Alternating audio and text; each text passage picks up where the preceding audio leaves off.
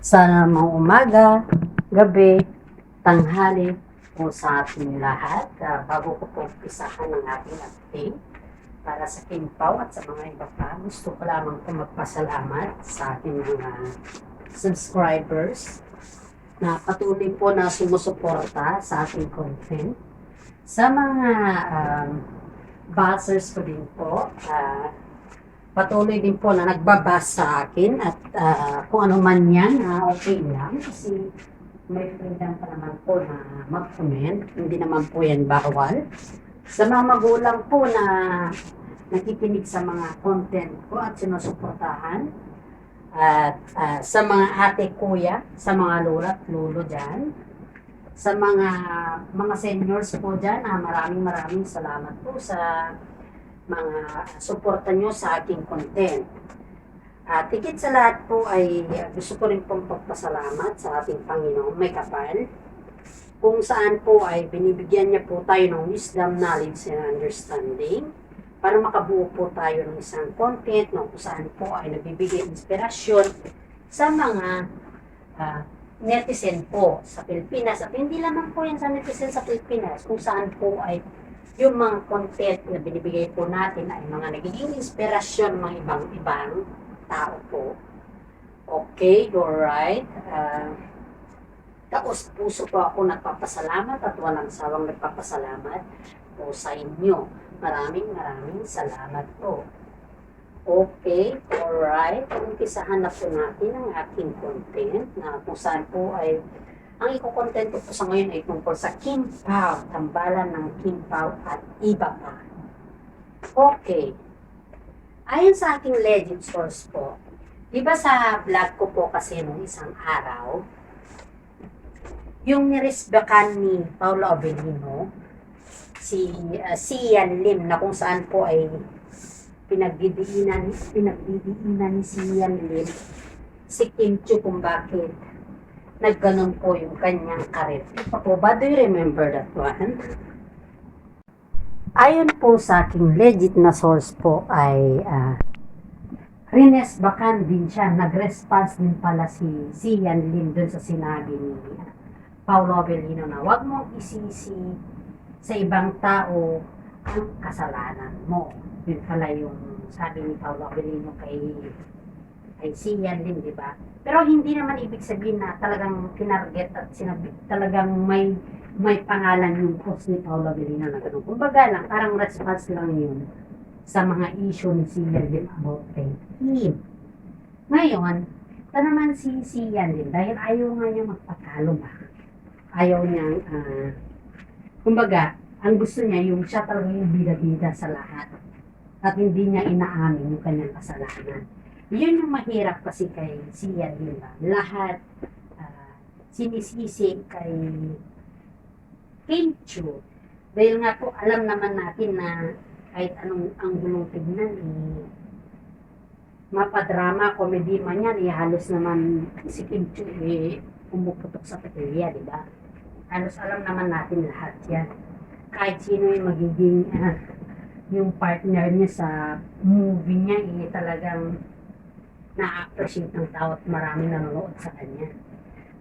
Kaya nga po, tinagurian si Kim Chiu na Chinita Princess dahil kahit anong klaseng movie ang ipapagawa sa kanya, lahat yan walang kaarte-arte at ginagawa niya ng pusang loob ba. Yun yung kagandahan kay Kim Chiu. Kaya ang mga tao na-appreciate siya.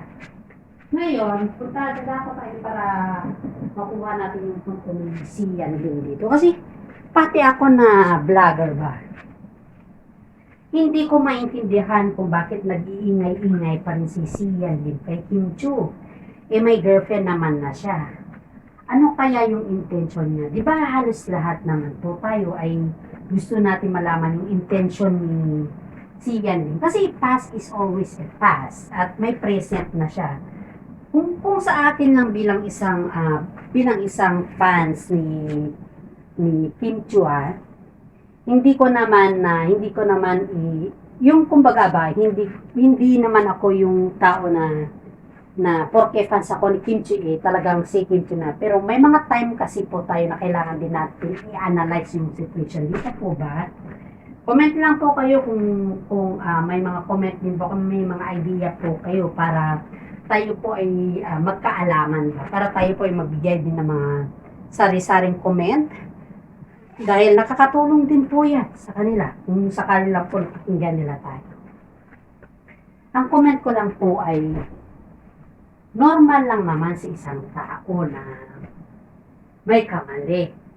Pero wag mo naman ibiin or wag mo naman yung bang lahat ng yun, wag mo naman isahin lang.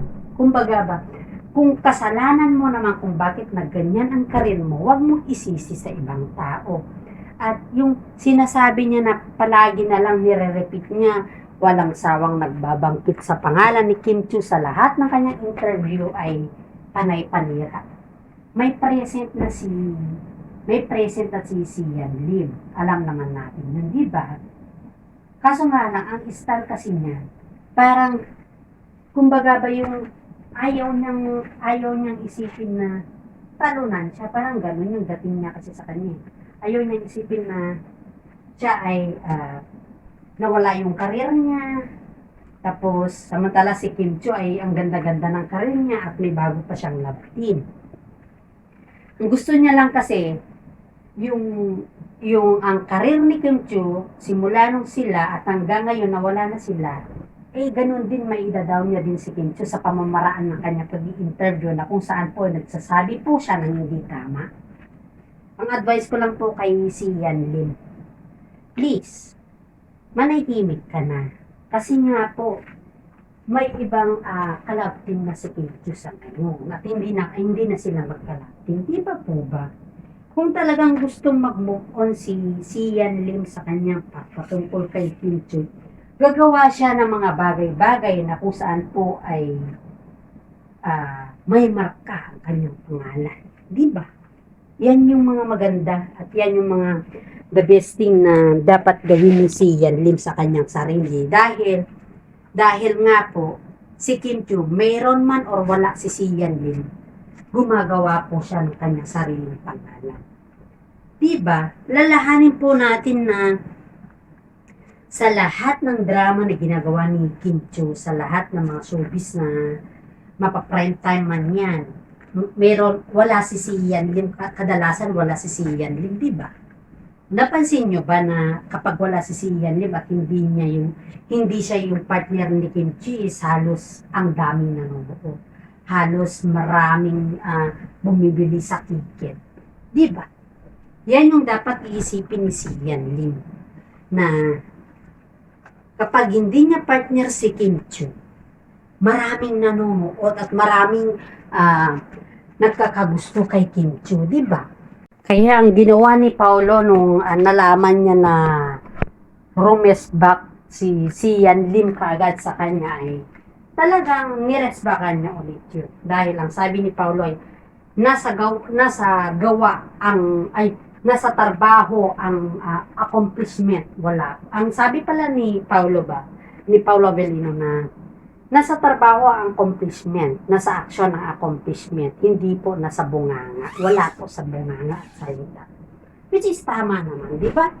Ang si Paolo talaga, kahit patahi-tahimik siya, talagang may binubuga siya.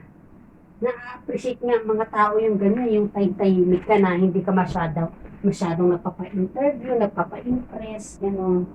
Tapos, bigla-bigla ka na lang na magsalita na yung talagang may sinasabi. Yun yung na-appreciate ng mga tao kay Paolo dahil kahit kabago-bago pa lang sila ni Kim Chiu na nagla-love team ba, yung bilang love team, pinapaglaban niya na si Kim Chiu. Kaya maraming netizen po ang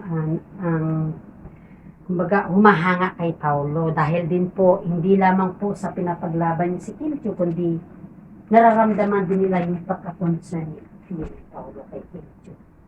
Halos lahat ng mga netizen na yung nalaman na very concerned si Paolo kay Kim Chiu at ganon din po si Kim Chiu na very concerned din kay Paolo, lalong-lalo na sa mga anak lalong-lalo na sa kanyang anak na si Abby. Ay sabi sa comment ba na proud to be a mom. Sabi pa, proud to be a family, sabi ng comment sa kanila. Ngayon, dadako na naman po tayo sa girlfriend ni Sian Lim na kung saan po ay talagang pinaglaban din niya si Sian Lim kay Kim Chiu na bakit daw tuwing nagpapa-interview si Sian Lim bakit daw kinukonek ni Kim Chiu yung pangalan niya. Yan yung sabi ni girlfriend ni Sian Lim sa comment section ba, sabi niya. Tapos ang sabi naman ng mga iba, hindi nga po kinukonek ni Kim Chiu yung kanyang pangalan, kundi si Sian Lim ang nagko-connect sa pangalan ni Kim Chiu sa kanyang interview. Yun po yung sabi ng mga ibang netizen, which is tama naman. Kasi nga po, kapag ganyan ang sitwasyon, ibig sabihin, hindi pa nakaka-move on si Sian Lim kay Kim Chiu. Marami din netizen ang nagsasabi na si Sian Lim ay ginamit niya lang pala si Kim Chiu ba. Maraming netizen po ang nagsabi niya na si Sian Lim ay ginamit lang niya si Kim Chiu dahil kung wala si Kim Chiu kay Sian Lim, walang pangalan wala siyang pangalan sa showbiz. Alam naman natin na hindi magaling si Sian ng umarte, di ba? Hindi siya magaling po. Dahil lang sa pangalan ni Kim Chiu at dahil lang si Kim Chiu ang kanyang katambal, isipin mo yun isipin mo nung kailan kaya yun, nung last year ata yun, nung hindi pa, yung okay pa sila ba, yung okay ka. Isipin mo, yung interview niya kay Boy Abunda before na, tawag dito na, parang 3 wishes mo sa buhay mo. Hindi man lang niya nabanggit si Kim Chiu doon. Hindi wala siyang nabanggit kahit sa interview niya. Ay, yung tinatarget ba yung status na nila ni Kim Chiu, parang ganon. Parang ang sabi pa niya, 40s pa daw siya magpakasal. Isipin mo yun na. Yung interview na yun, katumbas ng 12 years, tapos sabihin 40s ka pa magpakasal at 50s. Malayo pa sa'yo, malayo pa sa edad mo. Okay lang sana kung sabihin mo na ganito, ganyan. Tapos, malapit na at pinaghahandaan na namin. O, di ba, mas magandang pakinggan ba yung malapit na pinaghahandaan na namin, di ba? Kasi sabihin mo na, 40s, ay malapuyo pa at wala pa sa ganito, ganyan. Di ba sobrang labo sa 12 years nyo? Tapos sabihin mo yung ganun, ang sakit naman nun. Kaya yun yung nainisa ng pamilya ni Kim Chiu kay Sian Lim. Kasi walang plano si Kim Chiu. Walang plano yung pamilya ni Sian Lim kay Kim Chiu. Kumbaga lang, relasyon lang. Hindi yung talagang may commitment. Walang commitment. Yun lang talaga yung plano ni Sian Lim. Sa karamihan yung, di ba, siyempre, napapansin mo naman, at sakang tagal yung nagkarelasyon. Alam mo na yung kung ano talagang ibig sabihin nun. Posible naman na hindi mo mararamdaman yung ganun na moment, di ba? Kaya halos sinasabihan si Kim Chiu na marami ng mga fans si Kim Chiu, or hindi lang mga fans, mga kaibigan ni Kim Chiu na nagsasabi na iwasan niya na si Sian Lim dahil nga parang walang plano sa buhay si Sian. Pero wala tayong magagawa no kasi alam naman natin na si Kim Chiu, mahal niya si Sian Lim. Kaya ang sabi nga sa kanya nun, kung hindi ka naman comfortable, why not pagpatuloy mo pa, di ba? Nararamdaman ni Paolo Avellino yung sakit na pinagkagawa ni Sian Lim kay Kim Chiu noon. Alam ni Paolo po yun, nararamdaman niya po. Kasi kahit hindi mo banggitin o sabihin, pag yung facial expression mo at kasama mo sa araw-araw, yung isang tao ba na nasasaktan, talagang makakadetect ka niyan. Nararamdaman mo. At pag mahal mo din yung tao na may kwan, alam mo na yun, di ba? Kaya itong si Sian Lim, rinesbakan talaga siya. At saka tama naman, para sa akin tama naman yung ginawa ni Paolo kasi si Kim Chiu hindi marunong mag-resback kahit nga sa dami na ng mga chismis ni si Ian sa kanya sa interview. Ang sabi lang niya, ayaw daw niyang pag-usapan. Ayaw daw niyang pag-usapan dahil hindi naman talaga ganun si Kim Chiu. Ayaw niya talaga pag-usapan yung mga issue lalo pagdating sa mga personal na bagay niya. Kasi lahat yan kasi nakakasira sa kanilang dalawa pagdating ng mga bagay-bagay na. Yung privacy nila, talagang ayaw pag-usapan yun ni Kim Chiu kahit kailan pa. At simula pa noon pa, ayaw niya pag-usapan. Kaya maraming mga netizen nagsasabi na, Kim Chiu, kailangan mo na magsalita. Kim Chiu, kailangan mo na magsalita. Ganyan. Pero ang ginawa ng Kim Chiu is, kaya nga po yung mga netizen na ang mga fans na ni Kim Chiu ang nanunumbat na kay si Yan din. Dahil sa kanyang kabubungangaan. Sipin mo yun, yung babae, yung ex mo, na walang binabanggit sa'yo kung bakit anong dahilan. Tapos ikaw na lalaki, magsabi-sabi sa publiko na gano'n, na gusto mong linisin yung pangalan mo, sa in fact naman na wala ka naman sinabi si Kim Chiu about sa'yo, kung ano yung dahilan, di ba? Di ba, isipin mo yan, yung wala pang sinabi si Kim Chiu sa'yo kung ano talaga yung dahilan, tapos ikaw, nag-conclude ka na na ang dami ng paninira na nangyayari sa'yo. Samantala, yung kasama mo na tao, wala pang sinabi sa'yo. Kaya si Paulo rumesback talaga, hindi niya na talaga kinaya. Diyan mo din makikita na kung gaano kamahal ni Paulo si Kim Chiu. Kasi hindi naman magre-resback si Paulo Avellino na ipaglaban si Kim Chiu kung hindi naman niya mahal. Alam niya naman yung kahirapan ni Kim Chiu simula nung naging sila ng si Yan. Kaya itong si Paulo Avellino, kahit sobrang dami ng kanyang mga event ba, mga project, mga endorsement, pagdating kay Kim Chiu at saka sa kanyang pamilya, talagang andyan talaga siya. Wala kang masabi. Sabi nga ng mga kaibigan ni Paula ba, yung non-showbiz, kasi taga-Baguio din kasi naman. Sabi yung mga kaibigan ni Paulo kay Paulo na, si Paulo is karamihan kasi maraming nagsasabi na naging ex daw niya si Jake Cuenca. Ano kilala niyo si Jake Cuenca? Lahat naman kayo kilala si Jake Cuenca, no?